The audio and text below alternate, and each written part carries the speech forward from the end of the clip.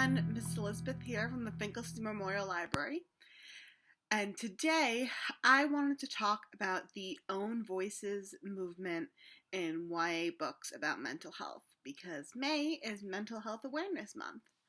So I wanted to highlight 5 YA books that were written under the Own Voices hashtag. So what does that mean?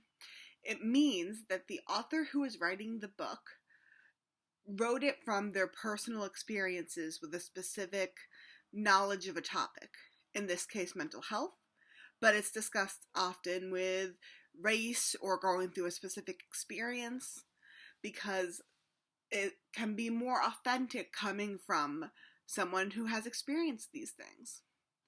So, I want to start off the conversation by talking about Neal Shusterman's book, Challenger Deep.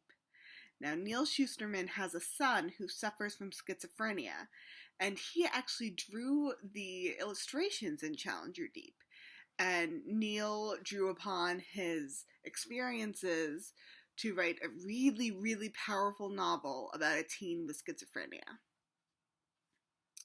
Another one that you may have heard of is John Green, obviously a very popular author.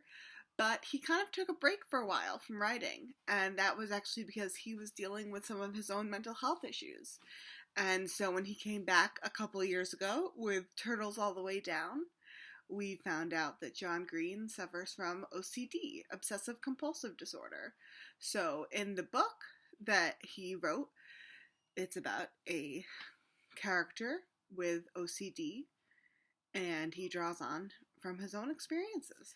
Another book that you may have heard of, or you may have seen the movie, came out in 2010, I believe, was It's Kind of a Funny Story by Ned Vizzini. And this is a book about a teen who finds himself in an adult psychiatric ward of a hospital, and that is something that actually happened to the author himself.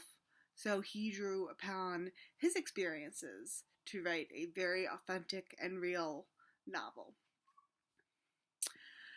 Another book in the Own Voices movement is Under Rose-Tainted Skies by Louise Gornal, and she also suffers from agoraphobia and OCD. Agoraphobia is the fear of leaving the house, linked to anxiety, and in the book, the character is very, very terrified of leaving the house, and she is able to work with a therapist and some friends, and it's really a wonderful book. You should check it out. And the last book I want to highlight is After Zero by Christina Collins, and this book tackles something else along the same spectrum, but different than a lot of books when we think of anxiety. This book is about selective mutism, and that's something that the author suffered with when she was a teenager. I believe she was 12 and the narrator's 12. And so this shows a different side of kind of what an anxiety disorder can mean or manifest as. And it, again, has the authenticity of the author herself having gone through it and come out on the other side to write about it. So I thought I'd share these titles with you.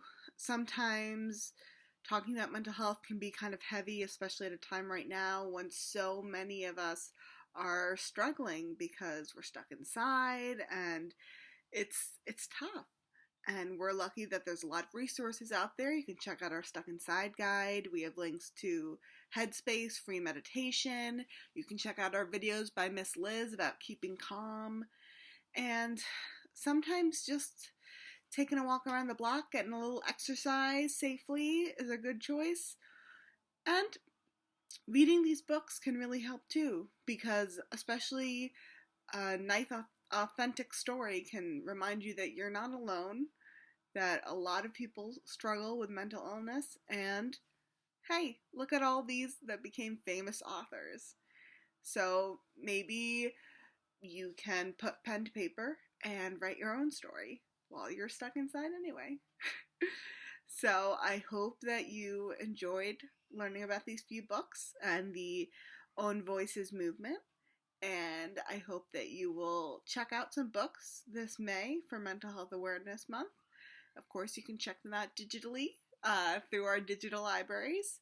And tell me what you think. All right, we'll see you next time.